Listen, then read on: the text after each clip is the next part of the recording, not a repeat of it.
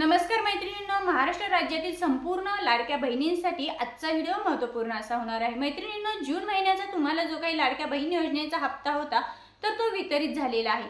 परंतु जुलै महिन्यासाठी तुम्ही पात्र आहात का? कारण जून महिन्याचा हप्ता महिलांच्या खात्यावरती जमा केल्यानंतर अनेक अटी लागू करण्यात आलेल्या आहे, अनेक पद्धतीची छाननी करण्यात आलेली आहे। यामध्ये तुम्ही पात्र आहात का किंवा या छाननीमध्ये तुम्ही आहात का?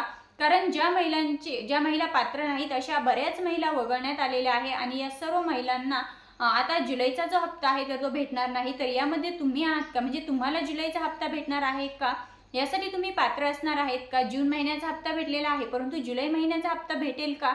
भेटेल तर नक्की केव्हा भेटेल यासाठी संपूर्ण व्हिडिओ नक्कीच पाहावा लागेल, जेणेकरून तुमच्या लक्षात येईल की आम्हाला लाडक्या बहीण योजनेचा येणारा हप्ता म्हणजे जुलैचा हप्ता हा केव्हा भेटणार आहे। तर मैत्रिणींना व्हिडिओ सुरू करण्यापूर्वी आपल्या यूट्यूब चॅनलवरती नवीनच असाल, पहिल्यांदाच आले असाल तर नक्कीच सबस्क्राईब करा। मैत्रिणींना सर्वात अगोदर लाडक्या बहीण योजनेच्या जून पर्यंतच्या हप्त्यांचा आपण लाभ घेतलेला आहे। त्यानंतर ही जी योजना आहे लाडकी बहीण योजना तर ती ऐन विधानसभा निवडणुकीच्या वेळेस सरकारच्या माध्यमातून राबवण्यात आलेली आहे आणि तेव्हापासून प्रत्येक हप्ता हा महिन्याला महिलांना भेटलेला आहे। परंतु जून महिन्याचा हप्ता जो आहे तर तो हप्ता वितरित होण्यासाठी विलंब लागला। तो हप्ता जुलै महिन्यामध्ये वितरित झाला आणि मग आता सर्व महिला जुलै महिन्याच्या हप्त्याच्या प्रतीक्षेत असताना महिलांना असंही वाटतंय की लाडक्या बहीण योजनेचा जुलैचा जो हप्ता आहे तर तो जुलैचा हप्ता, कारण जुलै महिना सुद्धा संपलेला आहे, आज आहे 31 जुलै।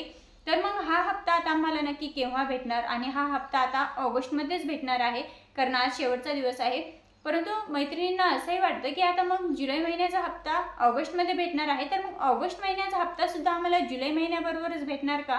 असेही प्रश्न आता शेतकरी महिला विचारत आहे। तर मैत्रिणींनो, यामध्ये जे काही महिला वगळण्यात आलेल्या आहेत त्यासाठी 2-3 कारणे आहेत। त्यामध्ये पहिलं कारण आहे, एका कुटुंबातील जर एकापेक्षा जास्त महिला या योजनेचा लाभ घेत असतील तर त्यातील एक महिला वगळण्यात आलेली आहे जुलैच्या हप्त्यासाठी। त्यानंतर महत्त्वाचं म्हणजे ती महिला जर शासकीय कामावरती असेल किंवा शासकीय पदावरती असेल आणि शासकीय पगार ती घेत असेल तर ती महिला सुद्धा या लाडक्या बहीण योजनेच्या जुलैच्या हप्त्यासाठी वंचित राहणार आहे।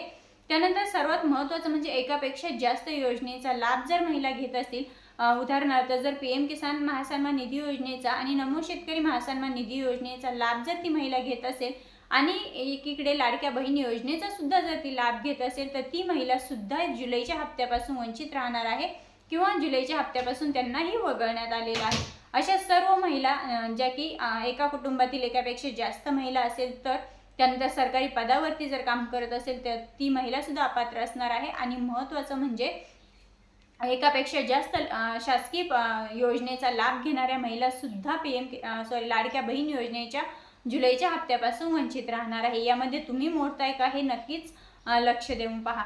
मैत्रिणींनो, यामध्ये जर तुम्ही मोडत नसाल तर मात्र तुम्हाला नक्कीच जुलैचा हप्ता जो आहे तर तो ऑगस्टमध्येच तुमच्या खात्यामध्ये जमा होणार असल्याची माहिती समोर येत आहे। तर आता 9 ऑगस्ट रोजी रक्षाबंधन आहे आणि असं म्हटलं जाते की ऑगस्टमध्ये म्हणजे जुलैचा जो काही हप्ता आहे महिलांचा जो वितरित झालेला नाही तर तो हप्ता आणि ऑगस्ट महिन्याचा हप्ते हे दोन्ही हप्ते मिळून रक्षाबंधनच्या दिवशी किंवा रक्षाबंधनपर्यंत महिलांच्या खात्यामध्ये एकूण जुलैचे 1500 आणि ऑगस्टचे 1500 असे एकूण 3000 रुपये त्यांच्या सर्व महिलांच्या खात्यावरती, पात्र असलेल्या महिलांच्या खात्यावरती जमा होणार असल्याची माहिती समोर येत आहे। मैत्रिणींनो, तुम्हाला काय वाटतंय, जुलैचा हप्ता हा ऑगस्टमध्ये भेटेल आणि ऑगस्ट महिन्याचा सुद्धा हप्ता आपल्याला जुलै महिन्याबरोबरच भेटेल का? म्हणजे जुलैचे 1500 आणि ऑगस्टचे 1500 3000 रुपये एकत्र येतील का? तुमचं मत कमेंटमध्ये सांगायला विसरू नका। मैत्रिणींनो, पुन्हा भेटूया अशाच माहितीसोबत। तोपर्यंत जय हिंद, जय महाराष्ट्र।